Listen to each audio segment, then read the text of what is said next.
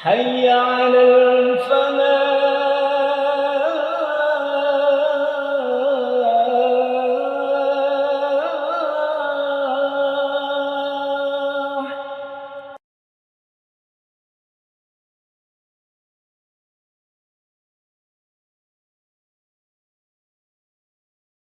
Assalamualaikum warahmatullahi wabarakatuh.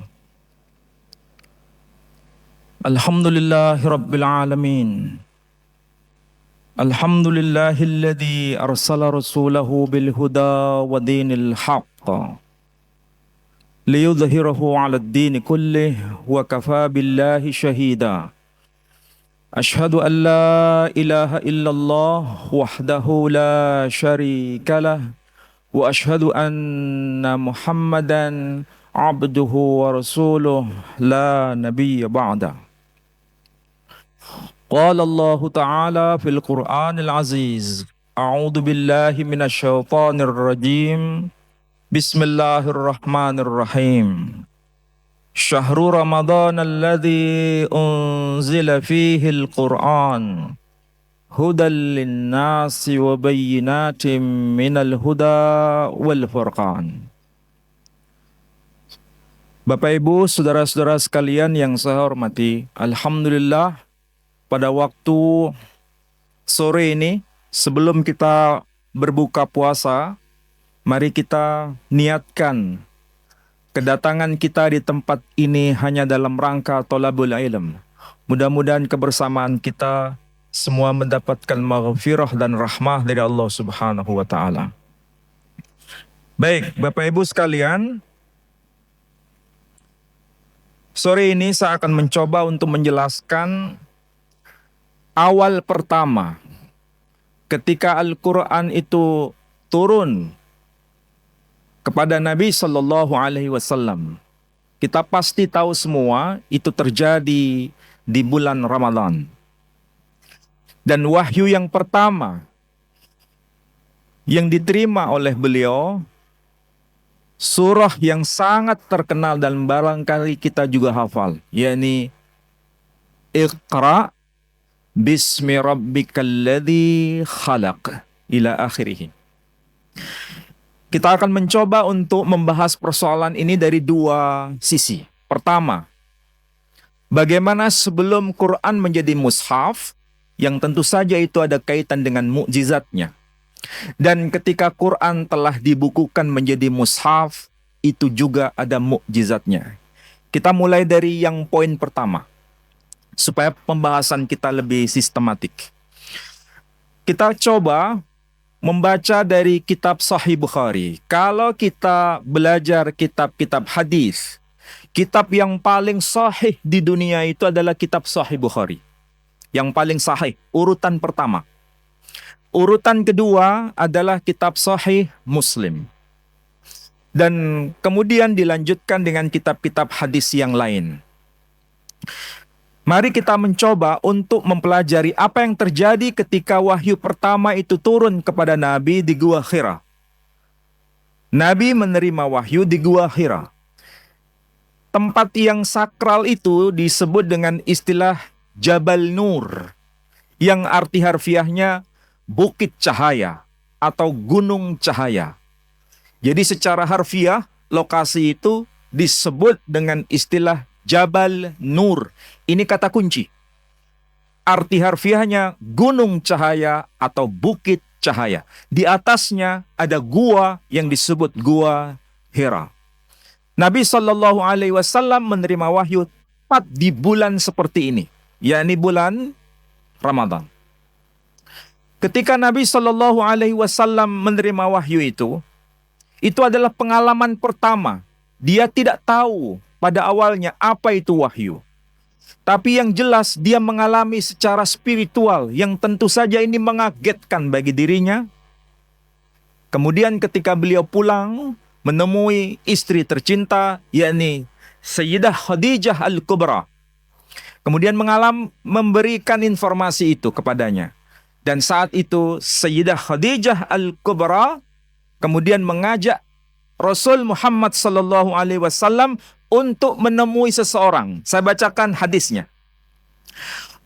Fantalaqat bihi Khadijatu hatta atat bihi Waraqah bin Naufal bin Asad bin Abdul Uzza ibn Ammi Khadijah. Kalau diterjemahkan secara harfiah, setelah itu Khadijah pergi bersama Nabi, sang suami, menemui Waraqah. Siapa itu Waraqah? Bin Naufal, bin Asad, bin Abdul Uzza. Dan ini merupakan sebuah informasi penting. Ibn Ammi Khadijah. Dia ada hubungan dengan Sayyidah Khadijah Al-Kubra. Sayyidah Khadijah Al-Kubra itu binti Khuwailid bin Asad. Kalau sudah bin Asad berarti bin Abdul Uzza, berarti masih satu keluarga. Ini catatan bagi kita semua. Jadi Nabi Shallallahu Alaihi Wasallam diajak oleh istrinya untuk menemui tokoh yang bernama Waraqah bin Naufal. Siapa itu Waraqah bin Naufal? Ini catatan ada dalam dokumen Islam. Di dalam kitab hadis Sahih Bukhari ini dikatakan, wa kana yaktubul kitaba bil Ibrani. Dia sangat mahir menulis kitab dalam bahasa Ibrani. Jelas di sini disebutkan kata kunci. Wa kana yaktubul kitaba bil Ibrani. Berarti dia bisa menulis sekaligus membaca dalam bahasa Ibrani. Bayangkan, kita barangkali belum pernah mendapatkan informasi ini. Kalaupun ada, sebagian kecil. Bahkan di sini dijelaskan, fayaktubu minal injili bil Ibraniyah. Perhatikan, ini apa yang tertulis di dalam kitab Sahih Bukhari. Fayaktubu minal injili bil Ibraniyah. Dia bisa menulis kitab Injil dalam bahasa Ibrani. Berarti Waraqah bin Naufal itu bukan orang biasa. Waraqah bin Naufal itu orang yang sangat luar biasa. Dia orang Arab dari suku Quraisy, masih satu keluarga dengan Sayyidah Khadijah Al-Kubra, tetapi dia mahir bahasa Ibrani, bukan hanya menulis bahasa Ibrani, tapi juga menguasai kitab-kitab Ibrani. Bayangkan, ini tokoh bukan tokoh sembarangan.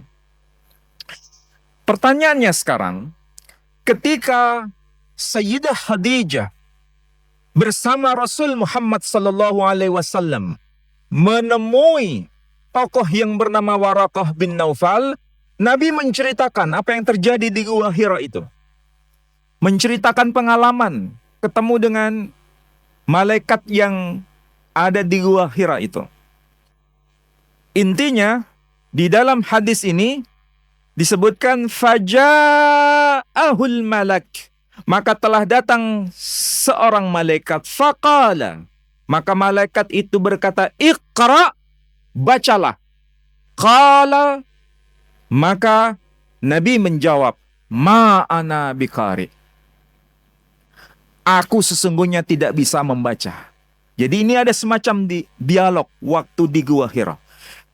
Ini sebetulnya panjang, tapi saya potong kompas saja.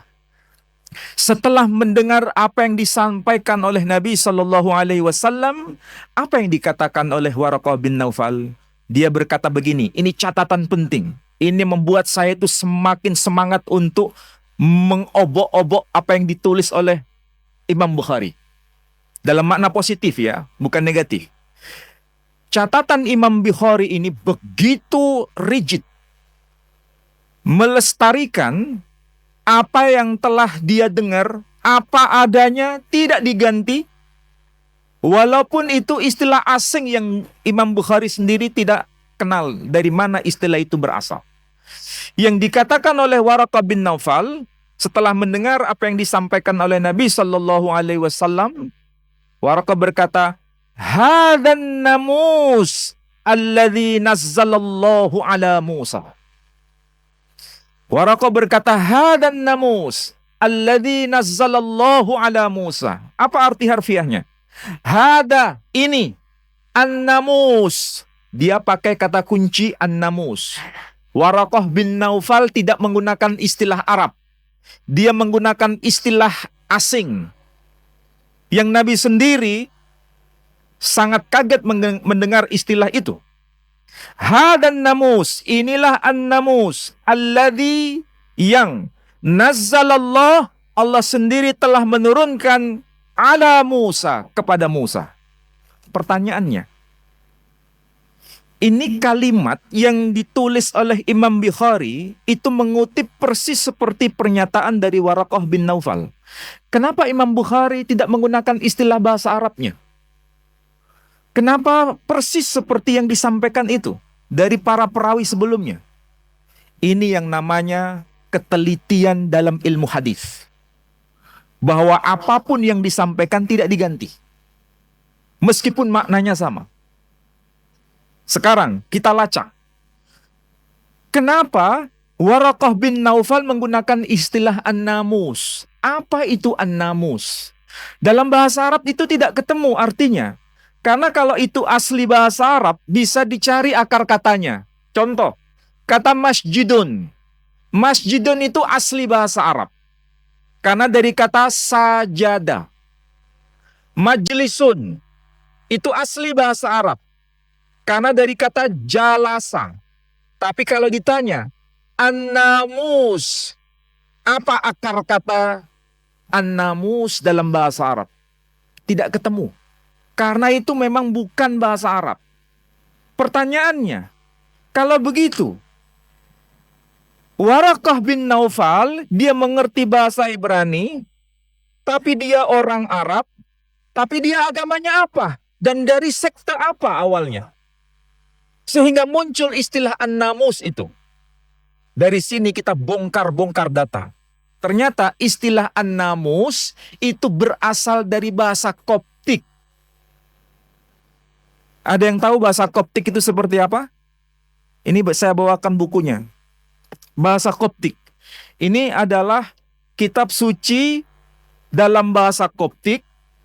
Dan kalau ini saya baca, mungkin sangat berbeda dengan bahasa Arab. Tapi kalau saya baca yang versi bahasa Indonesia, biasanya yang mualaf itu mesti tahu doa Bapa kami. Apa itu doa Bapa kami? Bapa kami yang di surga, dikuduskanlah namamu, datanglah kerajaanmu, jadilah kehendakmu di bumi seperti di surga. Ini bahasa Indonesia. Kalau bahasa Koptiknya apa? Saya bacakan. Peniot et kheni vi owi. Pernah dengar ini? Nggak pernah dengar? Peniot et kheni vi owi.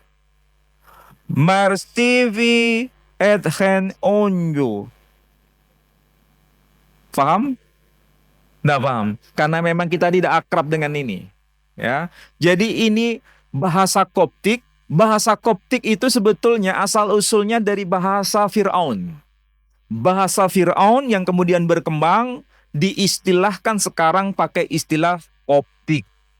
Dan kita tahu, salah satu istri Nabi SAW ada yang bernama Maria Al-Qibtiyah.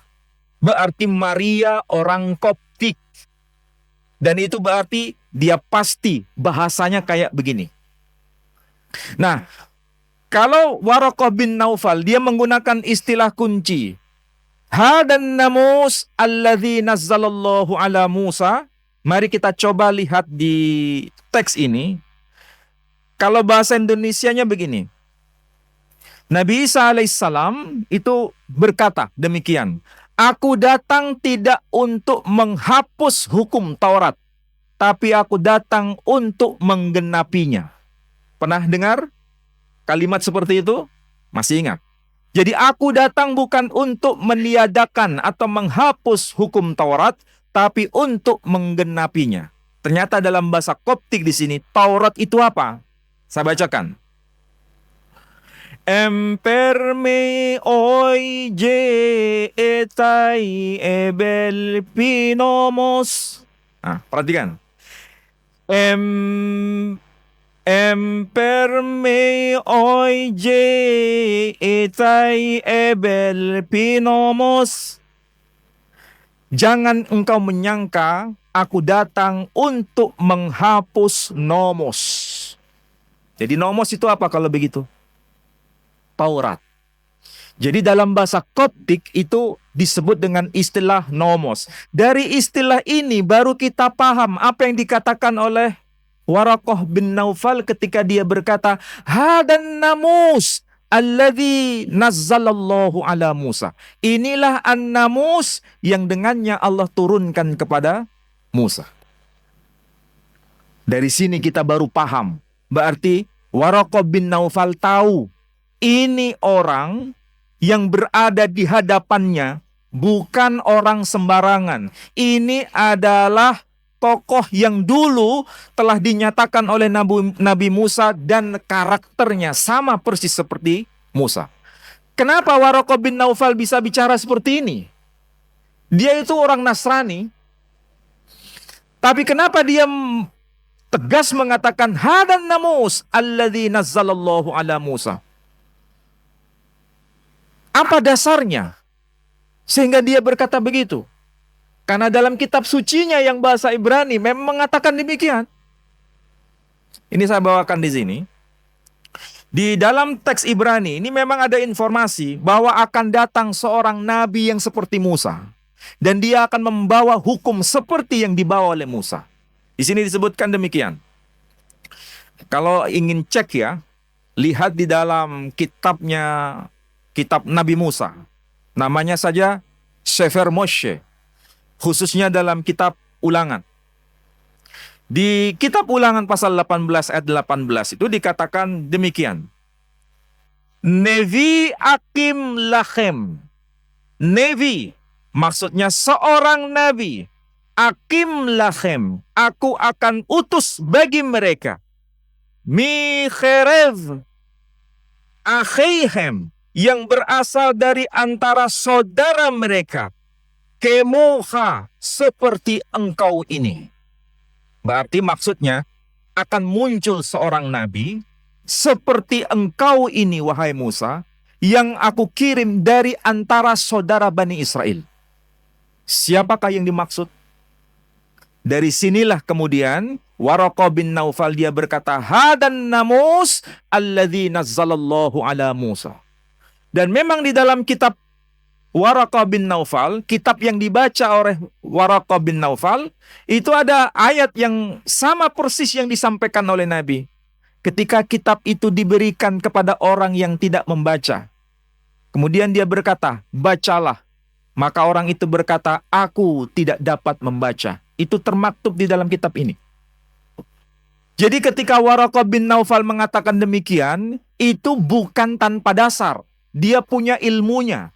Dia punya pengetahuan yang tertulis dalam kitabnya yang bahasa Ibrani itu. Dan bayangkan, ini kitab Sahih Bukhari itu ditulis abad keberapa? Imam Bukhari itu, kalau kita lihat dalam kajian sejarah ya, Imam Bukhari itu meninggal wafat tahun 870 Masehi. 870 Masehi. Dan hadis seperti ini juga tercantum dalam kitab Sahih Muslim. Imam Muslim wafat tahun 875 Masehi. Sedangkan peristiwa yang direkam oleh Imam Bukhari dan Imam Muslim itu kejadian di masa hidupnya Nabi SAW. Nabi wafat tahun 632 Masehi. Berarti antara tahun 632 Masehi sampai 870 Masehi, ini jaraknya berapa abad? Coba hitung secara matematika. Kita jarang ngaji seperti ini. Ngajinya kebanyakan doktrin. Tapi ngaji kita ngaji secara riset. Ingat, Imam Bukhari wafat tahun 870 Masehi. Sedangkan Nabi wafat tahun 632 Masehi.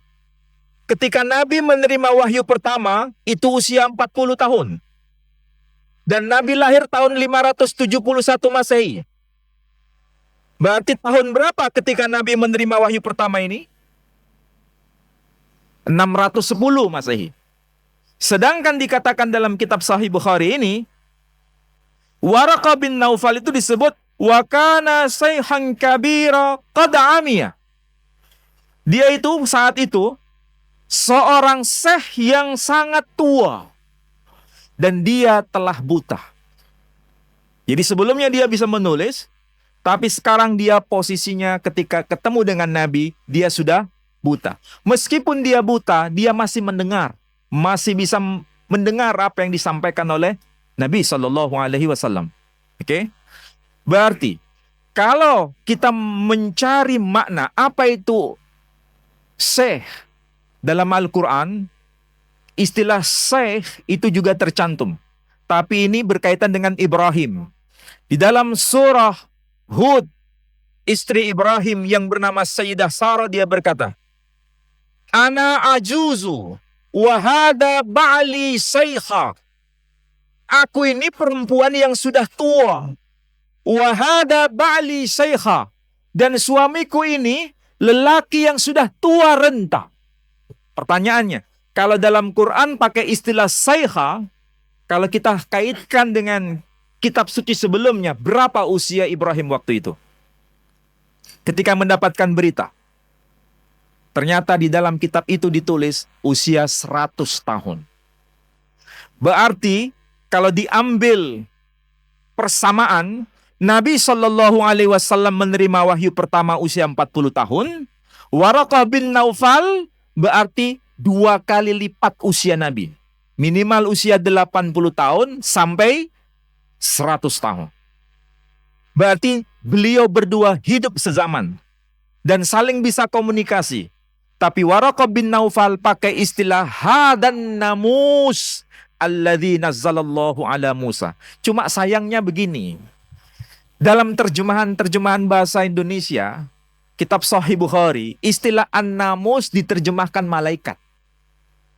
Sebetulnya ini bukan terjemahan yang keliru, tapi kurang tepat.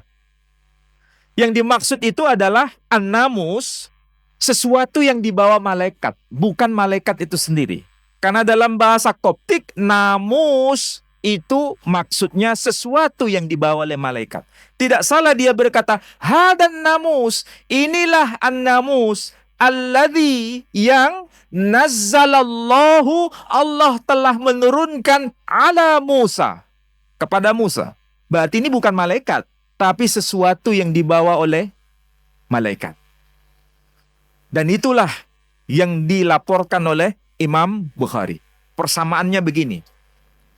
Kenapa dalam tradisi Islam Gua Hira dikaitkan dengan istilah Jabal Nur? Apa itu Nur? Kenapa harus pakai istilah Jabal Nur? Ini tanda tanya besar. Sedangkan Nabi Musa menerima kitab Taurat itu di Gunung Sinai. Dan di Gunung Sinai itu puncaknya juga ada gua. Dan selama 40 hari, 40 malam Nabi Musa di sono. Persis seperti yang dialami oleh Nabi SAW di Jabal Nur. Dia tidak turun dari Gua Hira kalau perbekalan tidak habis. Ketika habis turun, dia naik lagi. Dan itulah pengalaman Nabi SAW. Pertanyaannya, kalau di Jabal Nur pakai istilah Jabal Nur, kata kunci. Sedangkan di Bukit Sinai itu Nabi Musa menerima Taurat. Pertanyaannya, apa itu Taurat? Dari sinilah kita baru paham. Bahasa Quran menyebut Taurat, Taurah, itu bukan asli bahasa Arab. Tapi bahasa Ibrani yang diarabkan. Karena Musa itu bukan orang Arab, tapi orang Ibrani. Makanya disebutkan Musa bahasa Arabnya, Ibraninya Moshe. Jadi Moshe bahasa Ibrani, Musa bahasa Arab. Taurat bahasa Arab, Torah bahasa Ibrani. Torah itu bendanya. Akar kata Torah itu apa? Ternyata di sini terbongkar rahasianya.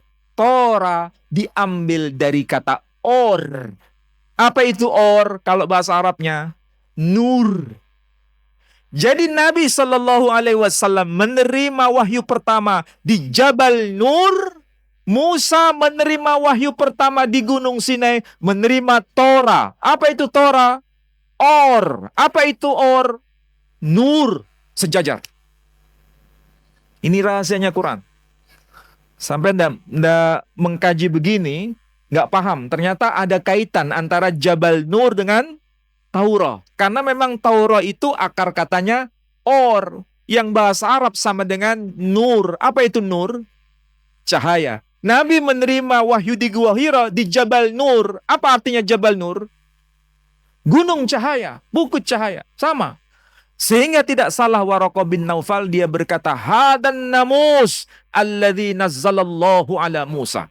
Inilah an-namus yang dengannya Allah telah menurunkan kepada Musa. Sehingga dengan bahasa begini, dia telah berikrar atas kenabian Nabi kita Muhammad sallallahu alaihi wasallam. Dan tidak salah bila Waraqah bin Naufal dalam hadis yang lain, dia dijamin oleh Rasul Muhammad sallallahu alaihi wasallam berada di surganya Allah Subhanahu wa taala. Inilah Waraqah bin Naufal. Mudah-mudahan yang ada di depan saya ini adalah fotokopinya Waraqah bin Naufal semua. Jadi memilih Islam itu bukan karena pernikahan. Memilih Islam itu karena bukan ekonomi faktornya, tapi karena mencari pencarian. Waraqah bin Naufal itu. Inilah Waraqah bin Naufal yang menjadi contoh teladan itu. Dia bukan hanya bisa bahasa Arab. Memang dia orang Arab. Dia suku Quraisy. Tapi dia bahasa Ibrani ngerti. Dan dia berasal dari sekte tertentu. Dari gereja ortodok Koptik.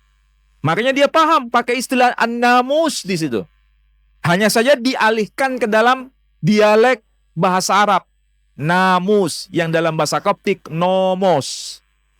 Ya sama seperti kita mengadopsi istilah bahasa asing ke dalam bahasa Indonesia. Seperti begini contohnya. Tahun depan kita akan merekonstruksi ulang Masjid Al-Falah ini. Kalau saya bicara seperti ini itu bahasa apa? Bahasa Indonesia. Tahun depan kita akan merekonstruksi ulang masjid ini. Itu bahasa Indonesia. Tapi kalau kita jeli apa yang saya omongkan tadi, itu semua bukan bahasa Indonesia. Ada satu kata yang bukan bahasa Indonesia. Kata apa itu? Rekonstruksi. Karena berasal dari bahasa Inggris. Reconstruction. Sama seperti Waraqah bin Naufal ketika dia ngomong bahasa Arab. Hadan namus alladzi nazzalallahu ala Musa. Itu bahasa Arab. Tapi di situ ada dua kata yang bukan ori bahasa Arab. Yakni kata Musa dan kata namus. Musa diambil dari bahasa Ibrani, Moshe. Sedangkan namus dari bahasa Koptik. Itu kalau kita jeli. Alhamdulillah kita punya tokoh ahli hadis yang tidak mengganti dengan istilah Arab. Masih melestarikan istilah aslinya. Padahal kalau disebutkan Torah itu ya artinya syariat. Artinya, kalau bahasa Arabnya.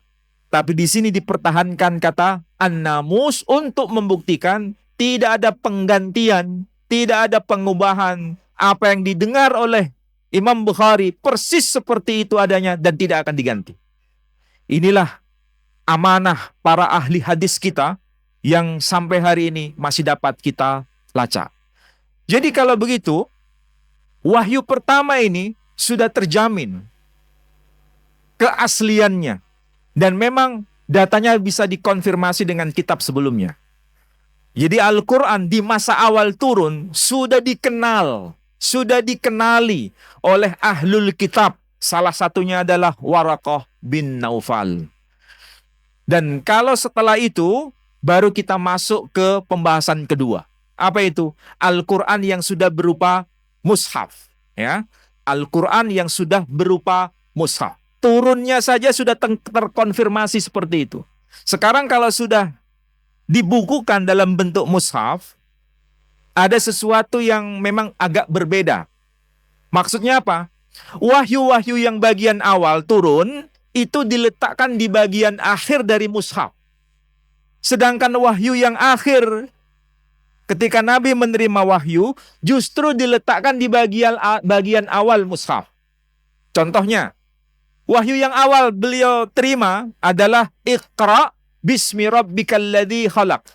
Itu terletak di surah juz keberapa? Juz yang paling akhir.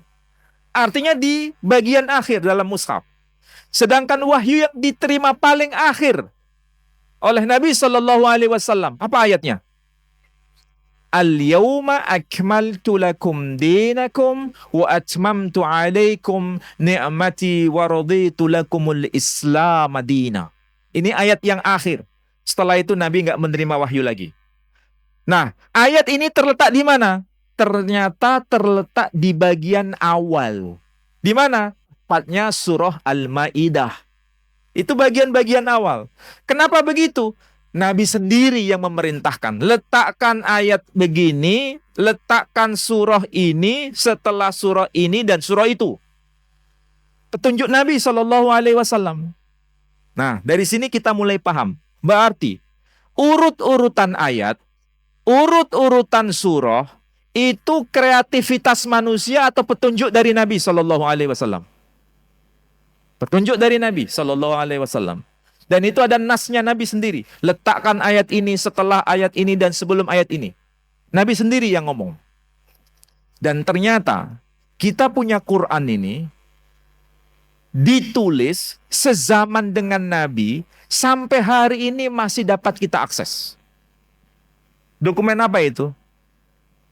Quranic Manuscript of Birmingham. Sampean punya HP kan? Lihat, cek istilah yang dipakai Birmingham Manuscript atau Birmingham Manuscript of the Quran. Nanti akan muncul gambar, warnanya agak coklat, ada tulisan Arab yang kuno, tidak ada titik-titiknya, tidak ada fathah, tidak ada kasrah, tidak ada dhammah. Sudah ketemu? Lu sampean harus cek, jangan lihat saya, cek. Itu. Lihat ya, sudah ketemu ya. Tolong bawa sini. Saya ingin tunjukkan.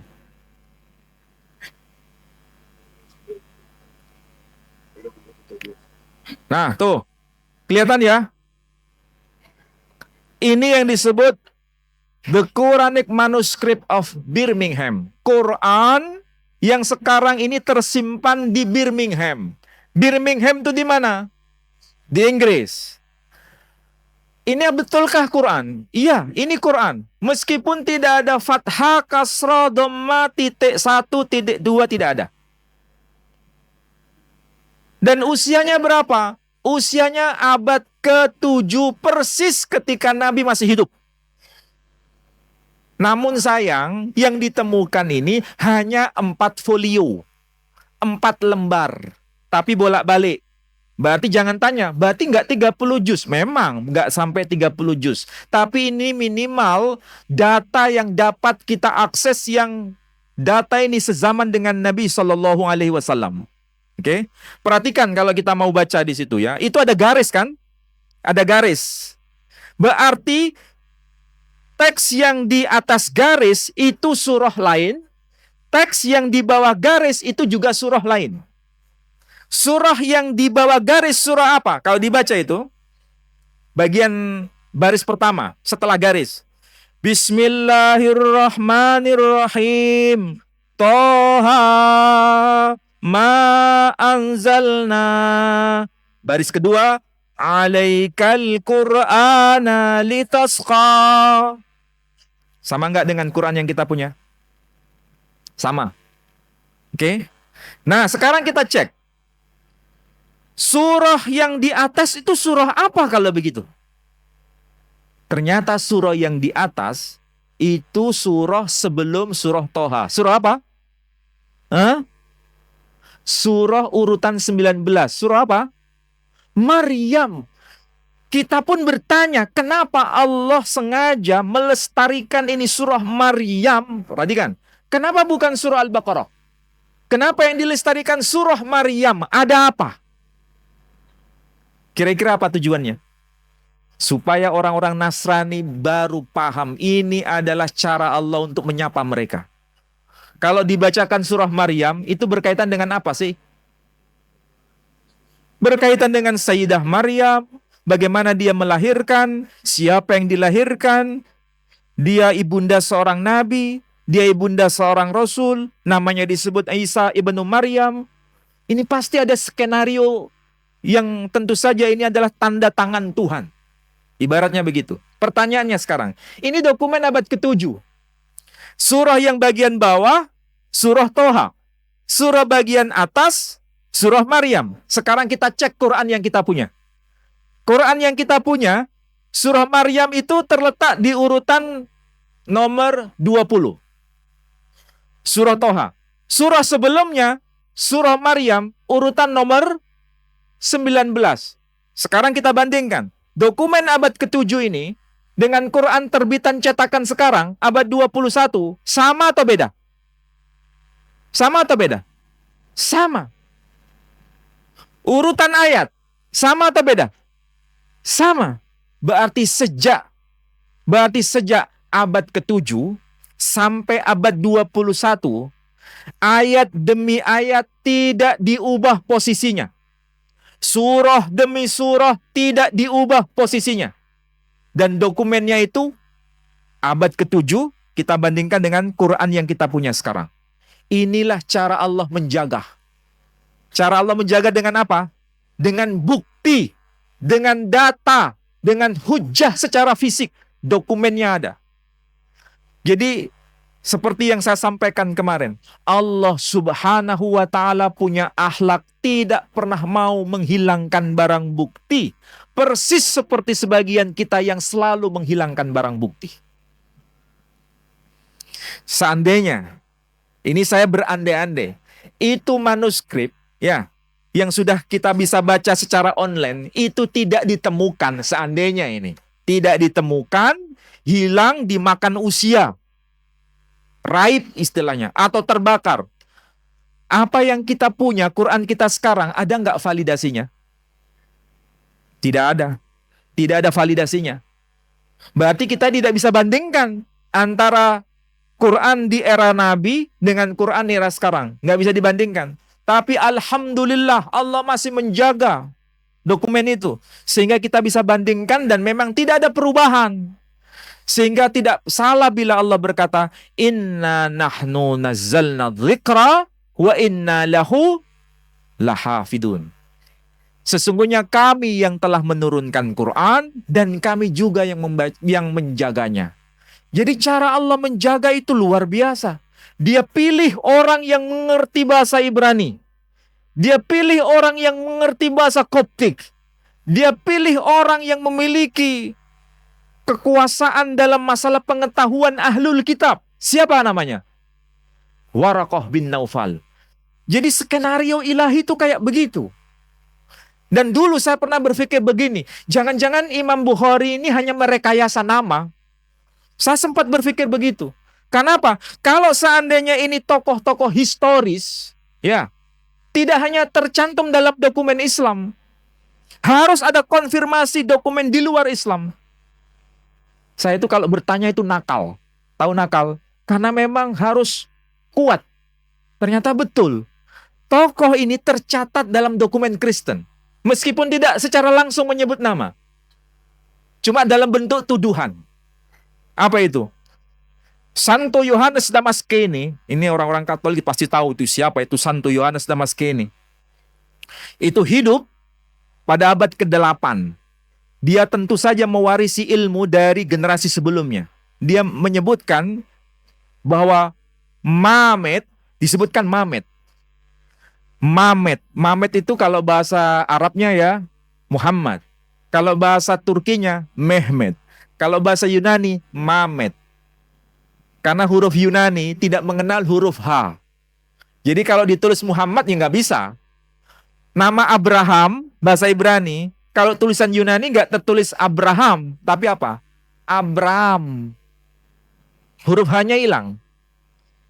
Muhammad juga begitu, karena ada huruf H nggak bisa ditulis dalam bahasa Ibrani. Karena huruf dalam bahasa Yunani. Karena huruf H tidak dikenal dalam bahasa Yunani. Maka Muhammad jadi Mamet.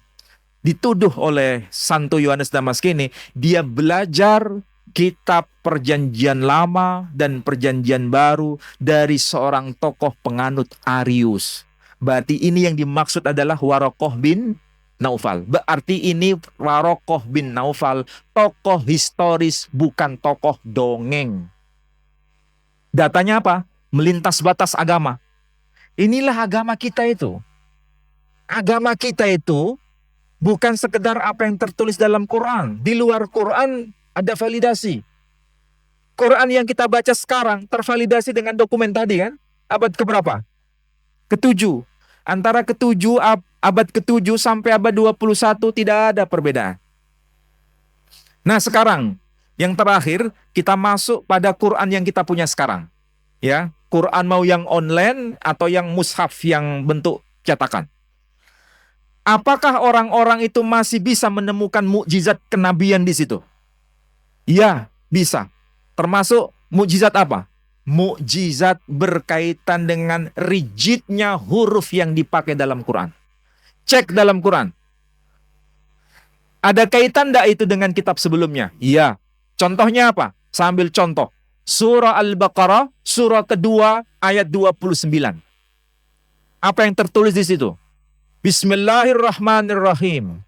Huwallazi khalaqalakum ma fil ardi jami'a. Thumma stawa ila samai fasawwahunna sab'a samawat wa huwa bikulli syai'in alim. Dialah Allah yang telah menciptakan bagi kalian bumi dan apa yang ada padanya. Kemudian dia menuju pada penciptaan langit. Fasawwahunna. Kemudian menyempurnakan langit-langit itu. Jadi jumlah langit itu satu atau banyak? Banyak, karena di situ Quran menggunakan istilah fasawwahunna. Berarti jumlahnya banyak. Banyaknya itu berapa? Dirinci dalam Quran. Berapa itu? Sab'a samawat. Apa arti harfiahnya sab'a samawat? 7 lapis langit. Perhatikan di ayat itu. Ketika Allah berkata sab'a samawat, silakan hitung huruf demi huruf berapa jumlahnya. Berapa? Berapa huruf di situ? Sab'a samawat. Berapa huruf? Sin, ba, ain. Sab'a. Samawat. Sin, mim, waw, ta. 3 tambah 7 berapa? 3 tambah 4 berapa? 7. Persis ketika Allah berkata sab'a samawat, itu diwakili dengan 7 huruf seperti yang termaktub dalam Quran. Apakah ini kebetulan? Mungkin kebetulan. Mungkin kebetulan. Tapi kalau kebetulan terus berulang, kira-kira itu kebetulan atau bukan? Atau desain? Pasti desain. Contoh yang lain. Allah berkata begini dalam Quran. Inna mathala Isa indallahi kamathali Adam. Khalaqahu min turab. Thumma qala lahu kun fayakun. Ada di dalam surah yang termaktub dalam Quran. Silakan itu hitung berapa jumlah kata yang termaktub dalam Quran itu. Dalam ayat tadi yang saya baca. Perhatikan di situ. Dia Allah Azza wa Jalla meletakkan tanda-tanda di situ. Kata khalaqahu sebagai kunci untuk berbicara mengenai 2 orang. 2 orang itu siapa? Adam dan Isa. Ya, Adam dan Isa. Khalaqahu itu senternya. Sebelum kata khalaqahu ada 7 kata. Setelah kata khalaqahu ada 7 kata. Inna mathala Isa indallah kamathali Adam. Baru kemudian khalaqahu min turab summa qala lahu kun fayakun. 7 kata. Apakah ini kebetulan? Silakan dipikir ulang. Dan ketika menyebut kata turab, dan itu ada kaitan dengan masal. Masal itu artinya permisalan. Seandainya ayat itu, kata misal itu hanya ditulis sekali, tidak diulang 2 kali, maka ayat itu menjadi timpang. Tahu timpang? Yang 1 7, yang 1 6. Kenapa? Kata masal diulang cuma sekali, tapi di situ diulang 2 kali. Seandainya kata masal itu ditulis hanya sekali, kira-kira mengubah makna atau tidak? Misalnya ayatnya begini. Inna mathala Isa indallahi ka Adam. Bukan ka mathali Adam, tapi ka Adam. khalaqahu min turab, thumma qala lahu kun fayakun. Kira-kira kalau ayatnya begitu, itu mengubah makna atau tidak? Tidak mengubah makna. Maknanya tetap sama. Tapi masalahnya kenapa Allah pasang dua kali satu kata yang sama? Karena untuk menunjukkan keseimbangan itu. Ini bukan kebetulan. Sampai kalau ngaji begini memang lelah. Kenapa? Kita berpikir keras di situ. Apa rahasia di balik itu semua? Ternyata yang disandingkan itu dua nama. Dua nama itu kalau sampean hitung namanya, itu persis jumlahnya 7. Adam 3 huruf, Isa 4 huruf. 3 huruf tambah 4 huruf berapa? 7. Apakah itu kebetulan? Mungkin kebetulan. Lagi-lagi mungkin. Tapi kalau mungkin berkali-kali, apakah itu kebetulan atau desain? Ini baru contoh.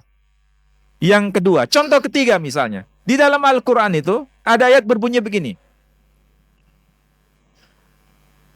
Kalau menyebut ya naru kuni bardaw wa salaman ala Ibrahim. Wahai api, jadilah engkau dingin dan jadilah engkau keselamatan atas Ibrahim. Ini wahyu Allah dalam Quran. Ketika Allah berkata nar itu api. Tapi di situ disandingkan dengan kata barat. Barat itu apa? Dingin. Ternyata dalam Quran kata dingin itu diulang 4 kali. Lawan kata dingin dalam Quran juga diulang 4 kali. Kata panas, har, itu diulang 4 kali. Kenapa kok ada keseimbangan begini? Apa jawabannya? Kebetulan. Kebetulan keberapa tadi?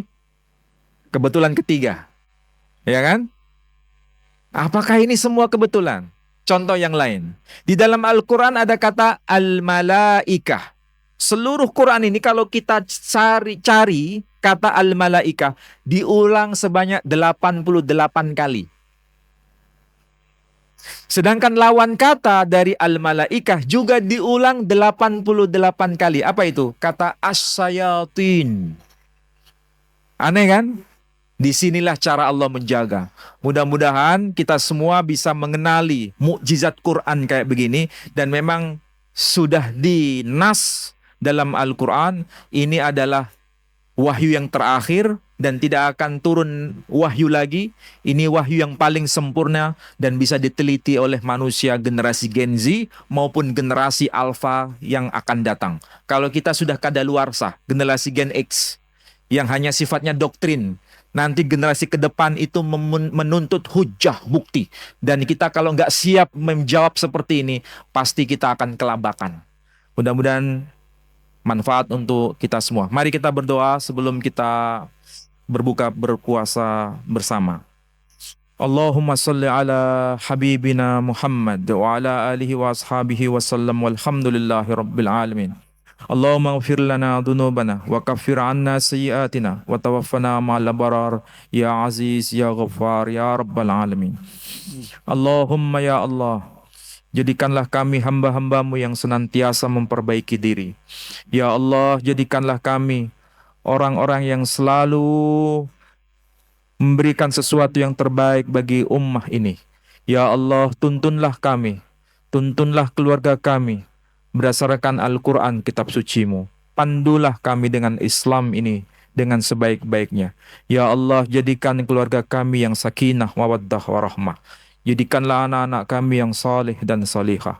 Hanya kepadamu ya Allah kami bergantung. Ya Allah, terimalah puasa kami.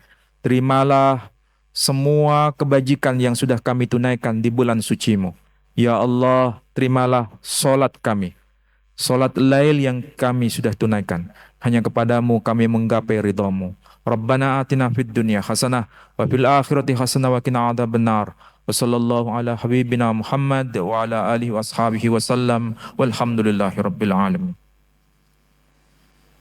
Saya tutup dengan doa penutup majelis. Subhanakallahumma wa bihamdika asyhadu an la ilaha illa anta astaghfiruka wa atubu ilaik. Assalamualaikum warahmatullahi wabarakatuh.